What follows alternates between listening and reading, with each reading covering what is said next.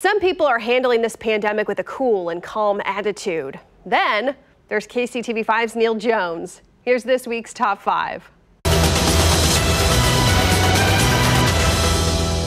But Neal, you're not a first responder.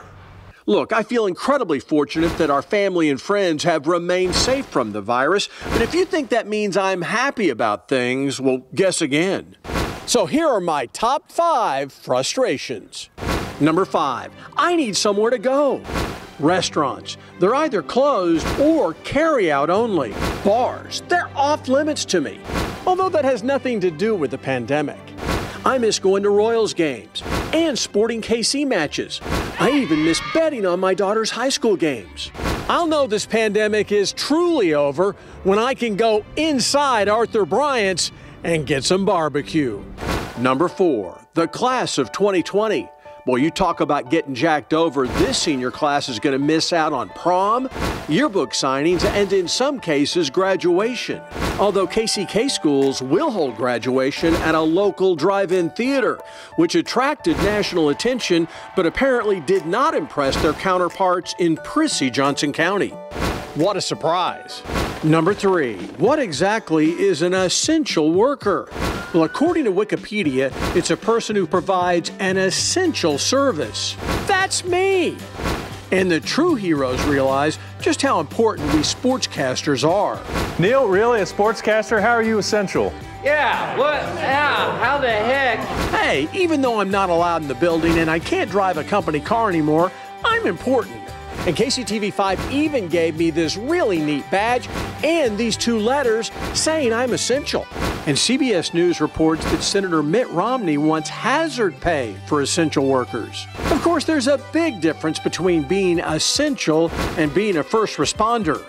Although people mistake me for that all the time. You're crazy, man. You ain't a first responder. Get out of the way, sports boy. Number 2, I'm sick of wearing a mask. Now, doctors told me that when I'm around people, I should wear a mask and gloves. So I'm wearing a mask and gloves.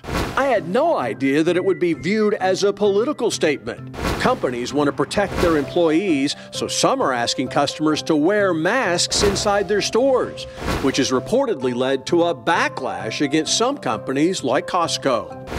And if one more person tells me I look better in a mask, and you can't wear just any mask, Vogue magazine allegedly writes that your mask says more about your style than your shoes. These blue gloves are great with my tie. And that brings us to my number 1 frustration. I've now gone 7 weeks without a haircut. And I'm not alone. News 10 in Knoxville reports one barbershop there auctioned off haircuts with the highest bidder paying $125. Men as attractive as our own Brad Stevens have even been affected, with one of our neighbors who loves Brad telling me that because of his hair, Brad's gone from a 10 to a 5. If it's any consolation, Brad, she says I'm a 2. That's true. Golfer Brooks Koepka was so desperate, he had his model girlfriend cut his hair, resulting in this headline in Golf magazine. Now, my wife's allegedly a trained dog groomer, and she did a pretty good job with Spot. So what do you think? Should I let her cut my hair? Oh, no. I'm Neal Jones, and that's this week's Top 5.